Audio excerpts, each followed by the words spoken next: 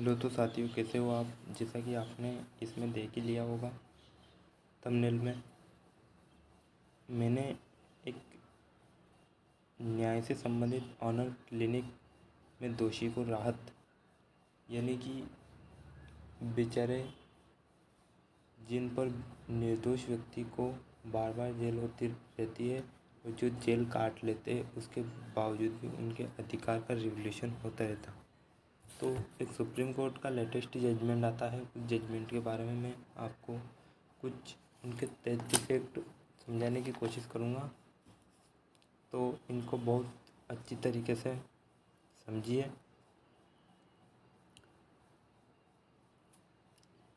Honour cleaning में दोषी को राहत। ऑनर क्लिनिंग होता है क्या? ऑनर क्लिनिंग का मतलब ये होता है कि किसी व्यक्ति ने पहले से वो सज़ा काट रहा है, अगर उन्हें काट चुका है उसके बावजूद भी उनके जब अधिकार के रिवोल्यूशन हो रहे फिर भी उनको सज़ा कटवा रहे हैं, तो उस मामले में सुप्रीम कोर्ट ने उस आदमी को बरी किया। अब इसमें आदमी कौन है? तो इसमें आदमी आरोपी चंद्रपाल। कौन है? चंद्रपाल। ये कहाँ का रहने वाला है? ये एक छत्तीसगढ़ का रहने वाला। ठीक है। अब ये क्या कर रहा था? इनने किसी का भी मर्डर कर दिया या फिर इनके ऊपर गलत इल्ज़ाम लग गया किसी भी कारणवश, आरोपी पर सुप्रीम कोर्ट ने अपने शब्दों में स्पष्ट रूप से कहा, पहले आरोपी पर संदेह क्यों ना हो मगर वह सबूतों की जगह नहीं ले सकता सुप्रीम कोर्ट। यानी कि संदेह है कि इसी व्यक्ति ने किसी का मर्डर या रेप या जो भी किया वो किया, संदेह है, पर बिना सबूत के आधार पर वो जगह नहीं ले सकता, दोष सिद्ध नहीं ठहरा सकता, जो कि ये गलत है। अगर इसमें दोष सिद्ध ठहराया जाएगा तो अधिकार के रिवोल्यूशन होंगे और वो कानूनन गैर घोषित किया जाएगा। तो सुप्रीम कोर्ट ने उम्र कैद कोर्ट रद्द कर आरोपी को बरी किया। आरोपी इसमें मुख्य चंद्रपाल, जो कि आपको दिख रहा है। उसके बाद में इस पर 2 जज की बेंच बैठती है। मामला बहुत पुराना है। इस मामले में सुप्रीम कोर्ट में 2 जज की बेंच बैठती है। वो 2 जज की बेंच किस बात को डिसाइड करती है, फिर जाकर इस फैसले को सुनाती है। तो मैं ये फैसला किसी धारा या फैक्ट से जुड़ा हुआ नहीं, पर बल्कि मैं सीधे सीधे शब्दों में समझाने की जहाँ तक हो सकती है वहाँ तक कोशिश करूँगा। 2 जज की इसमें सबसे बड़ी बेंच बैठती है। उस सबसे बड़ी बेंच का नाम है जस्टिस D.Y. चंद्रचूड़, यानी एक क्रिमिनल लॉयर, यानी वकील बेला एम त्रिवेदी।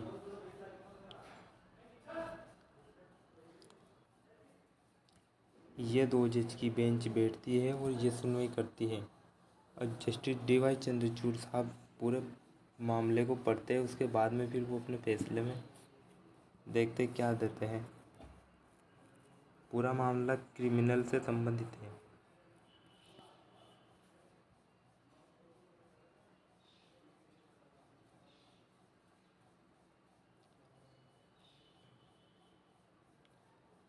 सुप्रीम कोर्ट ने कहा कि आपराधिक मामलों में आरोपी पर संदेह कितना ही गहरा क्यों ना हो, यानी कि उसने मर्डर किया, यह कितना ही गहरा संदेह था, लगता था कि भाई उसने मार दिया जान से किसी को, कितना ही गहरा क्यों ना हो, तो सबूतों की जगह नहीं ले सकता। इस पर टिप्पणी के साथ सुप्रीम कोर्ट ने छत्तीसगढ़ के चर्चित चेहरे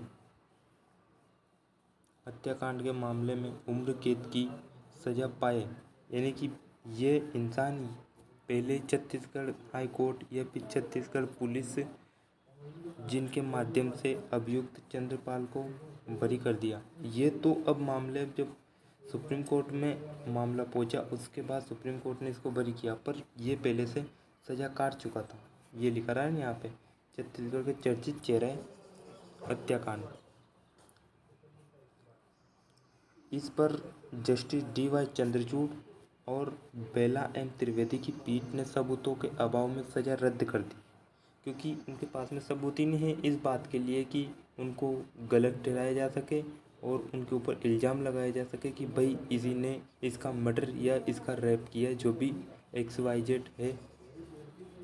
अब इनके पास में सबूत नहीं है तो फिर कैसे मान लेंगे कि ये दोषी करार है।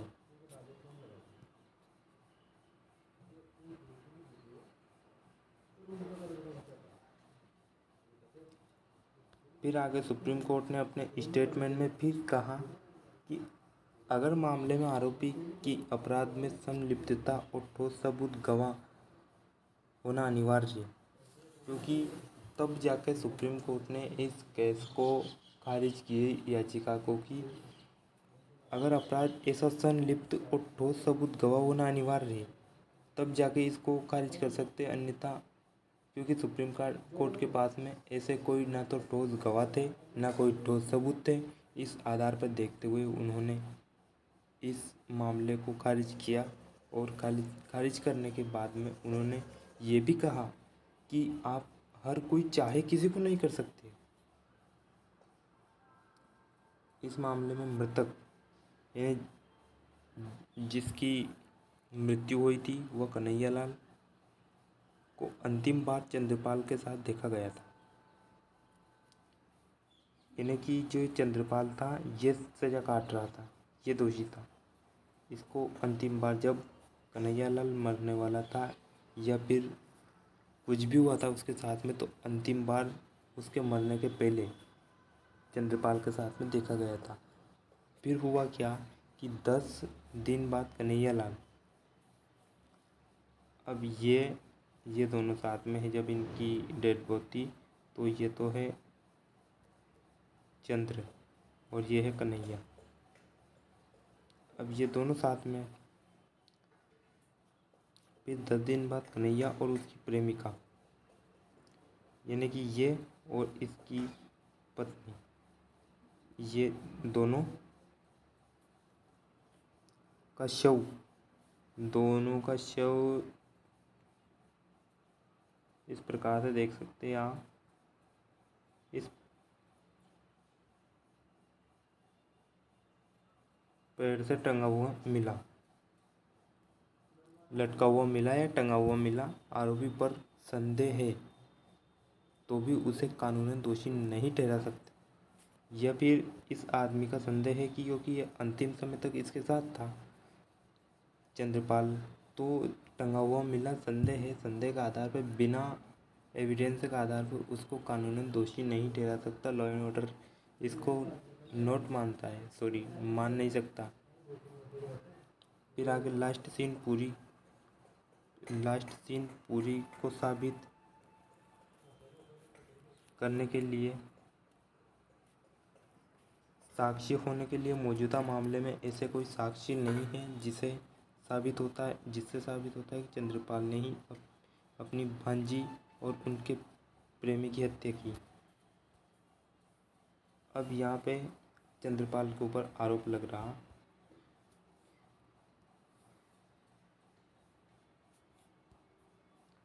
कि इसी ने इनके कन्हैयालाल और उनकी पत्नी दोनों का मर्डर किया या फिर उनको उस पेड़ में टांग दिया, पर बिना एविडेंस का आधार पे कोई ऐसा साक्ष्य नहीं मिला, इसलिए सुप्रीम कोर्ट ने इस बात को खारिज कर दिया।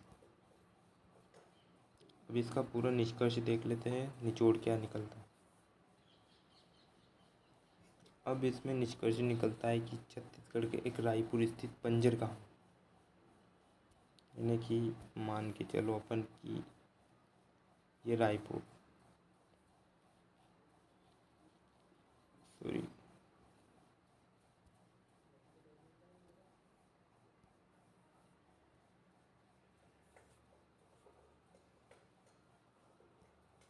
ये रायपुर, इसमें एक स्थित बंजर गाँव, ये गांव मान 11 दिसंबर 1994 को एक काजू, मतलब इसमें एक काजू के पेड़ यानी कि यहाँ कुछ भी पेड़ होगा, उस काजू के पेड़ बाग में वृंदाबाई और कन्हैयालाल के शव पेड़ से फांसी पर लटके मिले। पुलिस ने मामले की जांच की तो पाया कि यह मामला ऑनर क्लिनिक का था। प्रेमी युगल 2 दिसंबर 1994 से गांव से लापता है। अब पुलिस ने इस आधार पर संदेह किया कि ये 11 दिसंबर 1994 को मिला। ऑनर क्लिनिक का था। 2 दिसंबर 1994 जब ये साथ में थे, 8-10 दिन पहले, तब ये साथ में थे और फिर उसके बाद में ये जब इनका शव मिला उसके बाद में ये गांव से लापता थे, तो पुलिस ने इसे ऑनर क्लिनिक मामले में युवती बंदाबाई के पिता भागीरथ कुमार चाचा चंद्रपाल सिंह मंगल को विदेश में गिरफ्तार किया था। इनको विदेश जाकर गिरफ्तार किया। इस आधार पर इनको उम्र कैद के लिए ये सज़ा काटता रहा। तो साथियों, यही रहा इसमें पूरा मामला जो कि मैंने आपको समझा दिया।